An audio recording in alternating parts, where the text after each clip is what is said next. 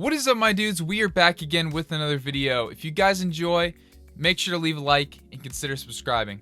Randy Johnson is one of the most well-known baseball players of all time. More specifically, he's one of the best pitchers to ever take the mound. Between 6 different major league organizations, he posted a career 3.29 ERA, which is exceptional for an entire career spanning 22 seasons. He collected 303 wins and a 101.1 WAR.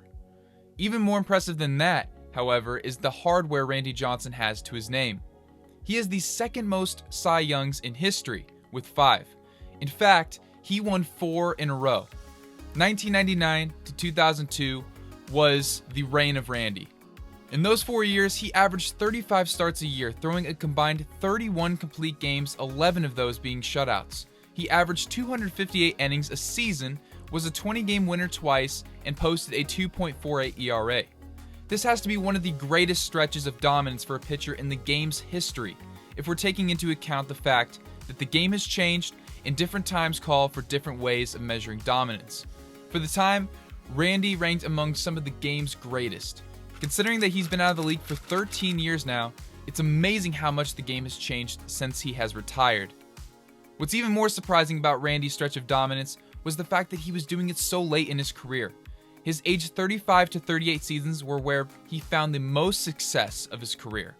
Many people joke that Justin Verlander has aged like fine wine, as he has continued his success so close to his 40th birthday. Randy Johnson was aging like fine wine even before JV was. Randy Johnson in 2003, 1 year removed from winning his 4th Cy Young in a row, had one of his worst seasons to date. In fact, he hadn't posted an ERA above 4 since he was 25 playing for the Seattle Mariners. To his credit, 2003 was an injury-plagued year that made his season doomed for failure. He made just 18 starts, posting a 4.26 ERA. The only thing that went Randy's way in 2003 was the fact that he got to hit his first major league home run. 2004 was a different story. The whole build-up to this year is worth it, I promise.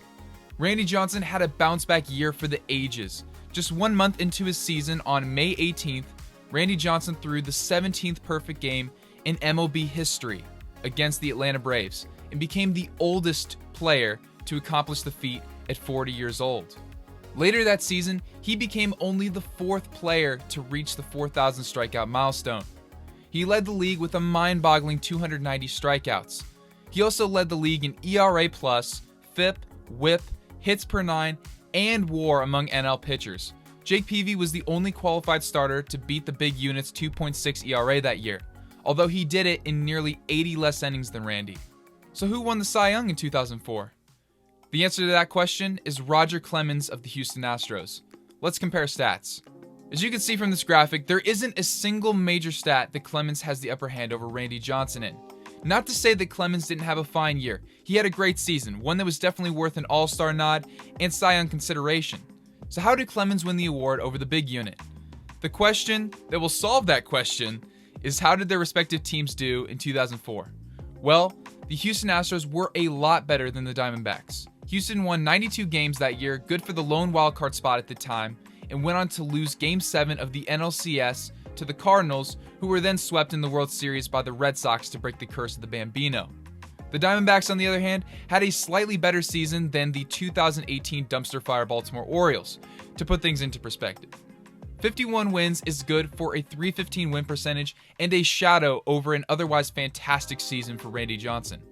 His 16-14 record would have been a lot better with some more run support from the offense. To make a long story short, Randy Johnson was on a team that won 51 games, 16 of those he won himself practically, and watched October baseball from home. The Astros having a great season hurt Randy's Cy Young chances because voters didn't used to be as forgiving of things that pitchers can't control, such as win-loss records, an example being Jacob deGrom in recent years, as well as the team they play on. There are more advanced stats now that truly show the type of season a pitcher has, and if the 2004 Cy Young voting were to be held in 2022, I can guarantee you the outcome would have favored Randy Johnson over Roger Clemens. It is enlightening to see that we've made progress with end-of-season voting. However, it's still not perfect. Randy Johnson had a Cy Young 2004 season, and a lack of hardware shouldn't discredit that. If you guys enjoyed this video, make sure to leave a like and consider subscribing. I'll see you guys in the next video. Later. I'm not having any fun.